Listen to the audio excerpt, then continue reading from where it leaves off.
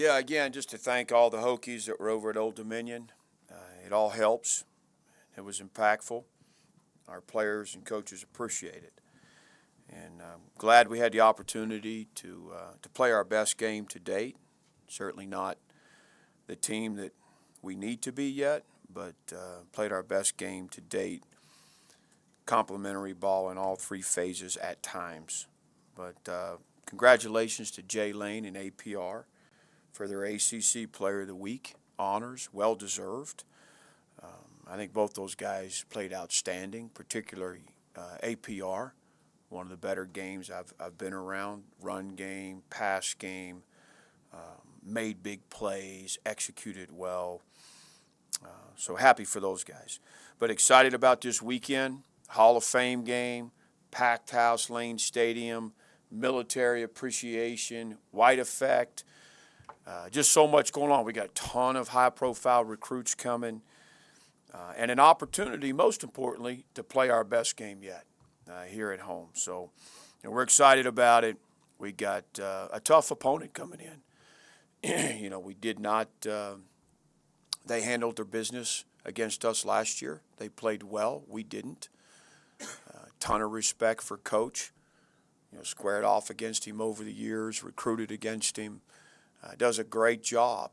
And to be honest, where his program is, he's got his best team coming back right now off of a 7-win season, a win over Miami in the bowl game, bunch of guys returning. He's experienced. He's got 8, 9, 10 draft picks on that roster. He's done a nice job rebuilding that program.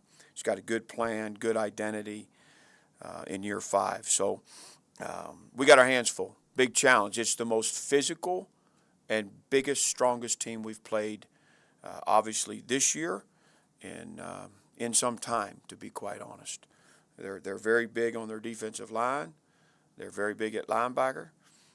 And they have a really nice-sized offensive line and a physical run game. So we got our hands full with this group. I'll take some questions. Start with Andy. With Monangai specifically, what's so impressive about how he runs the ball? Yeah, he's a physical runner. I think he does a great job keeping his feet and legs going. I think that first would-be tackler feels it. He puts his pads down. He protects the ball really well.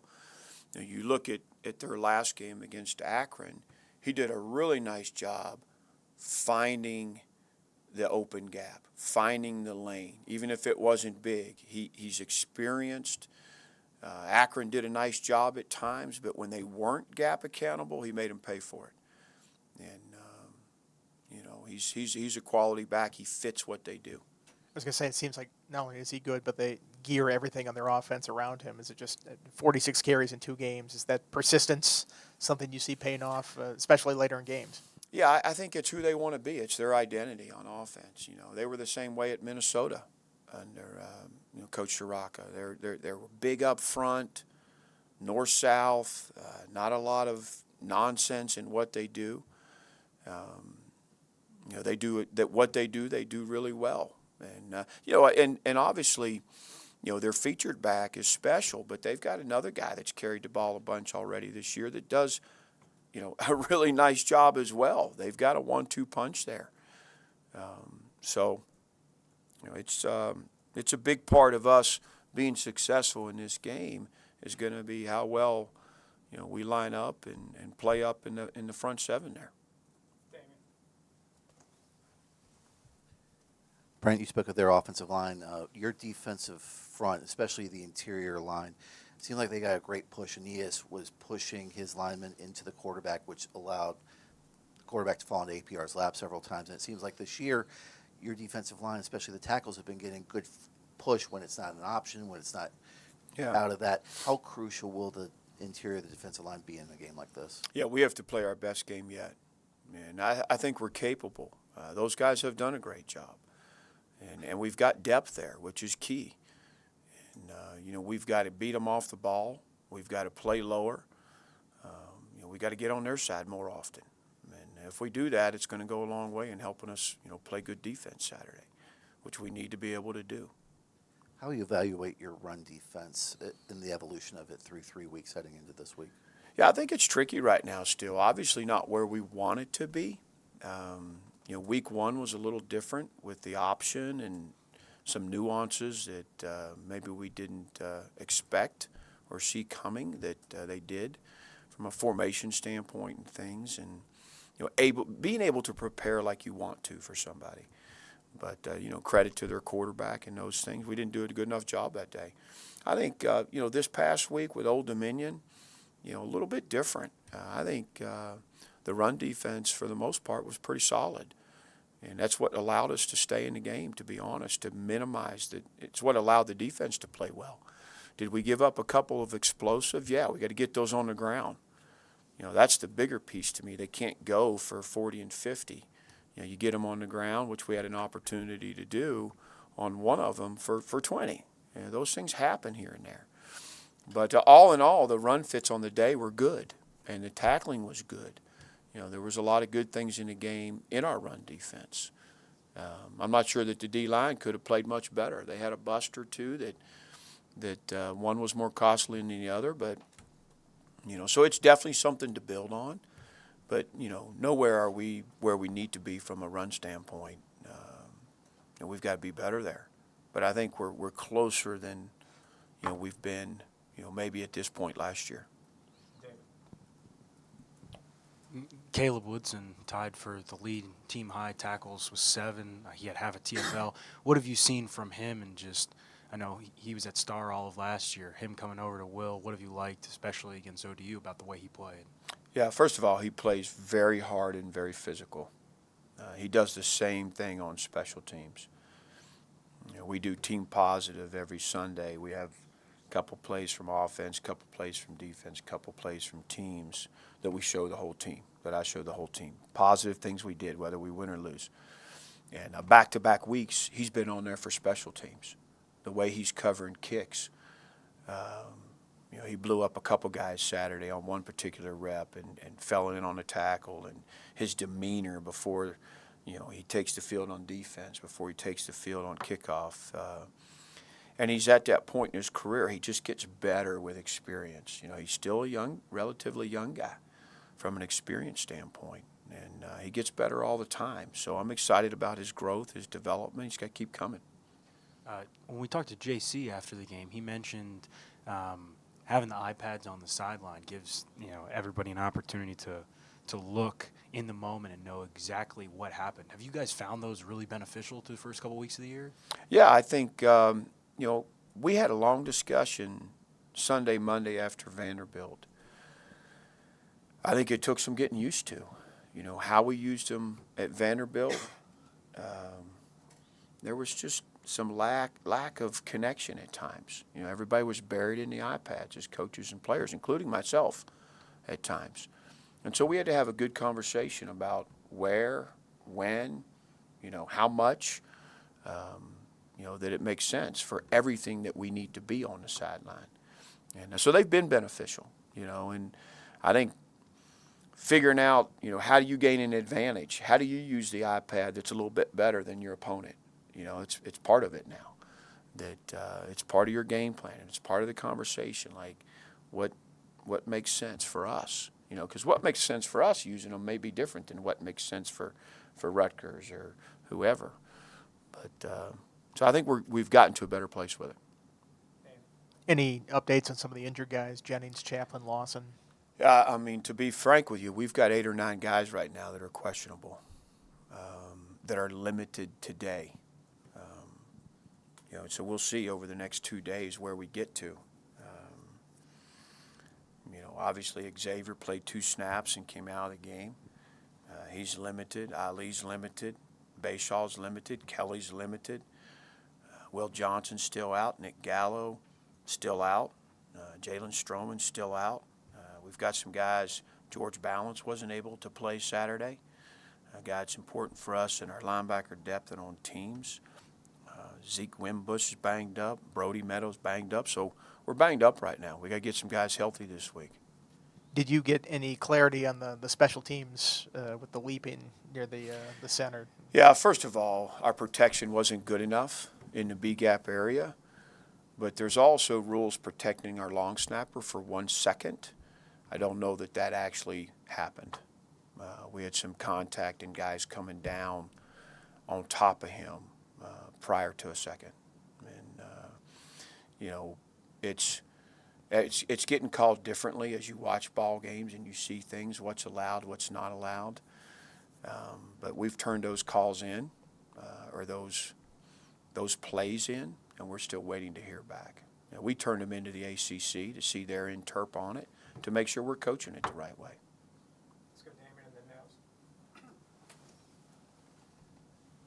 Brent, fast start on Saturday, 2 touchdowns to open the game, forced 3 punts. What's going to be key to replicating that? Yeah, we have to be aggressive as players and play callers. And I thought we did a good job on both fronts Saturday. And hopefully that's the roadmap, right? We know we have to be that type of team. Let's come out of the gate, come out of the tunnel. We're at home. We got a chance to come out and let's put some drives together and you know, earn a 3 and out or a takeaway. And you know, it's going to be important for us in this game. We've seen the last 2 second halves with the lead. You guys turn into essentially bully the opponent, run the ball. I think only 11 pass attempts in the second half the last 2 weeks. Is that just seeing how the game's unfolding, or is it just see what the defense gives you in the first half and then, hey, we're just going to run it down your throat? Yeah, I think both weeks we had to come out of the half and really establish the run. You know, that was the message. We had, I think in both those games there were moments, there were plays where we were running the ball well in the first half, but not consistently. So to be able to come out in the second half and do that was important both weeks. Coach, under your tenure, you get to defeat a non-conference Power 5 opponent. In fact, that stretch goes back 7 years for Virginia Tech in general. Are you emphasizing that aspect at all internally to the team, and has that fact been on your mind at all in preparation for Saturday? No. Our goal is to be 1-0 this week, get to know this opponent as well as we can, and move the needle and be a better team than we were last Saturday. You know, it really for us, it's the next opponent, whether it's conference, whether it's non-conference, whether it's in-state, out-of-state. You know, Power 5, Group of 5. I mean, you know, so you know, to me that narrative can be written about and spoken about, but it's not going to be a message to our team. No. And lastly, having Tyrod Taylor and Dwayne Brown back this week, and you have the 99 team against Marshall, now you have the Hall of Fame team. What does it mean to just have those guys around the locker room talking to the guys on the sidelines watching the game and know that they're still supporting you guys? Yeah, I love that. You know, that's who and what Virginia Tech is. You know, those guys built this program, and you know, I love that they come back and that they're honored and celebrated, and our players look up to them. I appreciate them. So it's big. It's a big deal around here when those guys return. I want it to be, and I want it to feel special for them. Should. Let's go, David, and then we'll take some questions on Zoom. Yeah, Andy asked you about Monungai in the offense. When you look at Rutgers' defense, what sticks out to you, and does it help that you kind of saw them last year and kind of have some stuff to go off of? I think so. Again, you know, Coach Shiano's a really good defensive coach, you know, over a long career. They're sound, they're physical, they play with good fundamentals. They are a big physical group, and they returned a bunch of guys. They picked up the transfer from Florida State that's helping them. You know, 2 of their better defensive players haven't played yet. The middle linebacker and the defensive end were out for the first 2 weeks. I expect them to return. They were dressed, but they weren't playing. So they got a good group, and they've got a couple of DBs that can really run.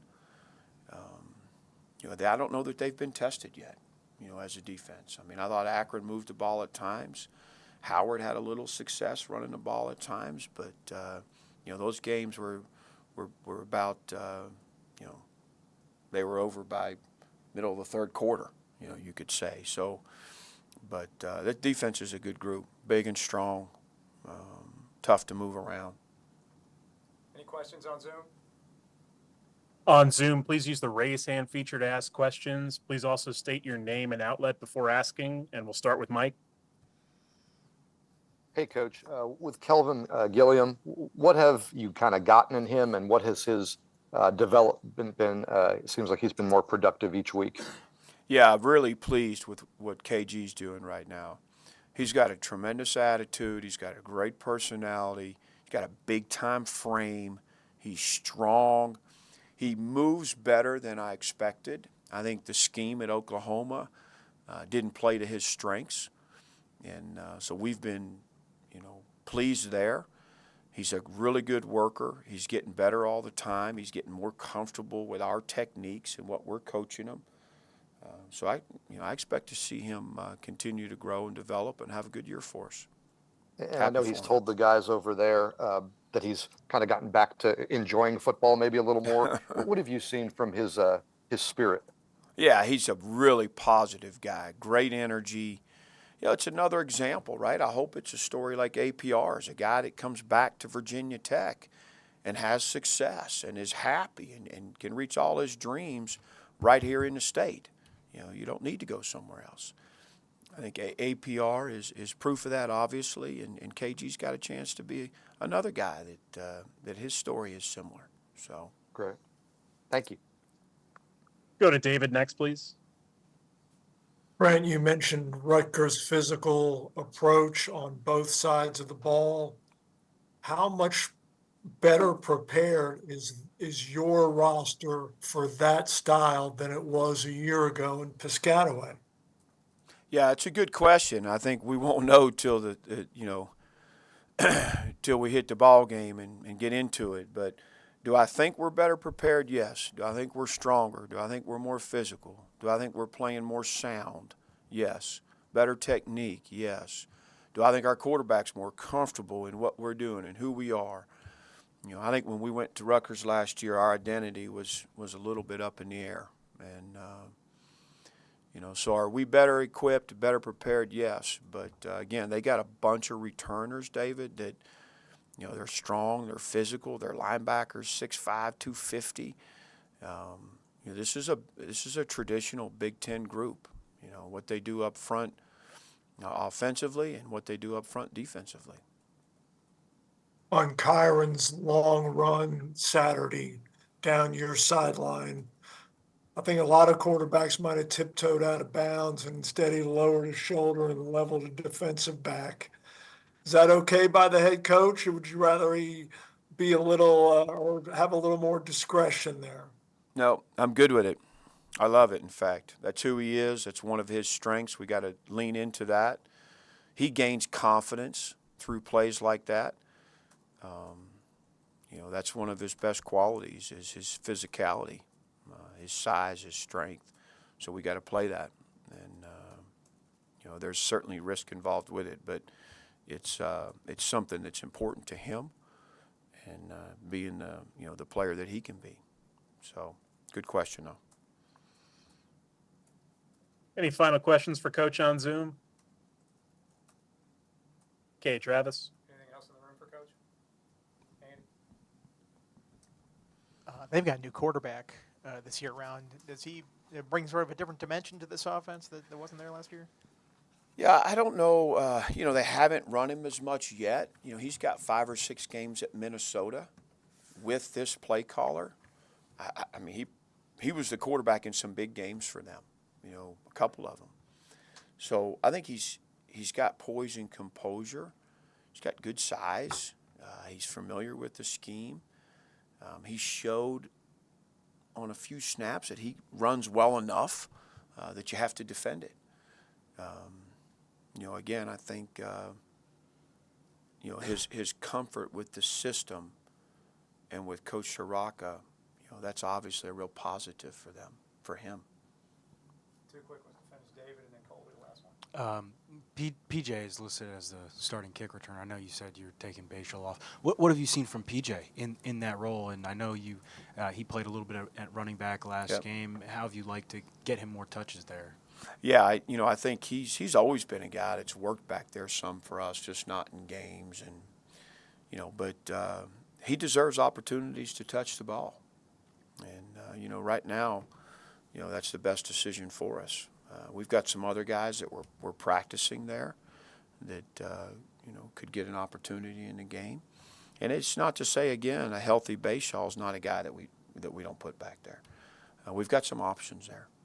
But PJ brings a lot to the table. He's tough. He can make you miss. He's smart. He's got a kind of a old head savviness about him right now, where he can maybe make something out of nothing at times. And so I like what he brings to the table.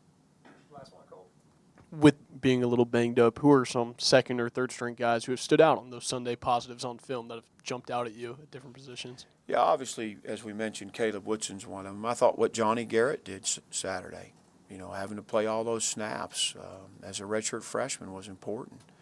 He did a nice job. I think, Mose Phillips is trending. I think Quentin Reddish is trending. Thomas Williams got a few more pops out there. I think there's guys that are we're going to have to count on and lean on more and more. We've still got some guys out. Willie Johnson's out on special teams. Tyler Childress is out. Guys that played a lot of teams for us. So we've got some other guys having to step up in some of those areas. I think Devin Alves is playing more. He's kind of penciled in as that fourth safety. He's been running down on kickoff and doing some things. So, there's a handful of guys like that. Did Johnny Garrett do enough to get a nameplate on his jersey?